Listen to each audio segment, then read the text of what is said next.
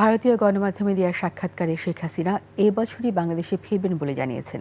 কিন্তু আসলে কি তিনি ফিরবেন? বিশ্লেষকরা মনে করেন হয়তো তিনি মনে করেছেন অনুকূল পরিবেশ তৈরি হচ্ছে, তবে এক্ষেত্রে ঢিল মেরে তিনি ভয় দেখানোর চেষ্টা করছেন কিনা তা বুঝতে সময় লাগবে। অন্যদিকে তারা এও বলেছেন আশ্রিত দেশের সঙ্গে শেখ হাসিনা ইস্যু টেনে আনলে দ্বিপক্ষীয় সম্পর্কে টানাপোড়েন বাড়বে। বিস্তারিত আকবর হোসেন সুমনের রিপোর্টে। Lily Whipped Shea Mystic Glowing Body Wash. Secret to ultimate glow.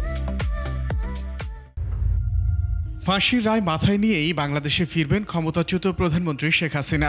ভারতীয় গণমাধ্যমে ফলাও করে ছাপানো তার এমন বক্তব্য আবারও জন্ম দিয়েছে নানা বিতর্কের। জুলাই অভ্যুত্থানের পর মানবতা বিরোধী অপরাধের দায়ে শেখ হাসিনার বিরুদ্ধে মামলা রয়েছে ফাঁসির রায়। এছাড়া ঝুলছে অসংখ্য রাজনৈতিক মামলা। নিশ্চিত সাজা ভোগের খড়গ মাথায় নিয়েও সম্প্রতি জানালেন তিনি এবছরই দেশে ফিরবেন।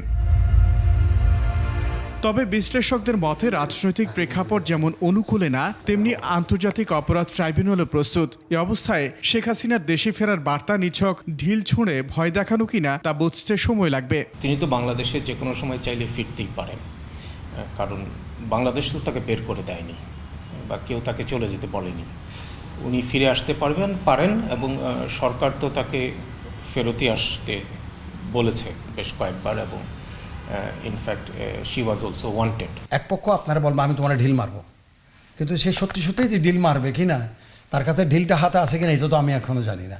তার কাছে হয়তো 10টা ঢিল আছে, সে হয়তো একটা ব্যাগের ভিতর রাখছে, ওটা তো আমি এখনও দেখি নাই, কিন্তু ঢিল মারবো বলছে। আবার এমনও হয়তো কোনো ঢিল ভুল কিচ্ছু নেই, সে ভয় দেখাচ্ছে আমারে। এই জন্য এটাকে স্পেসিফাই করা ইজ ভেরি ডিফিকাল্ট। আপনি নির্বাসনে থেকে রাজনীতির নজির আছে। রাজনৈতিক দলের প্রধান হিসেবে কর্মী সমর্থকদের চাঙ্গা করার তেমন চেষ্টাও থাকতে পারে শেখ হাসিনার এবারের বার্তায়। এটা বলার পেছনে কারণ আছে, হয়তো উনি মনে করছেন যে things are moving in favour of her, ওনার পক্ষে এখনও কোনো জিনিস হতে যাচ্ছে বলে উনির প্রতীয়মান হচ্ছে। নাইলে এটা যদি প্রতীয়মান না হয়, কেউ কখনো বলবে না যে আমি এখন ঠেলে দিতেও চাইলেও বলবে যে না আমি যাব না, ওখানে প্রতিকূল অবস্থায় যাব না। অনুকূল পরিবেশ চায়, রাজনীতিবিদরা আরও বেশি অনুকূল পরিবেশ চায়।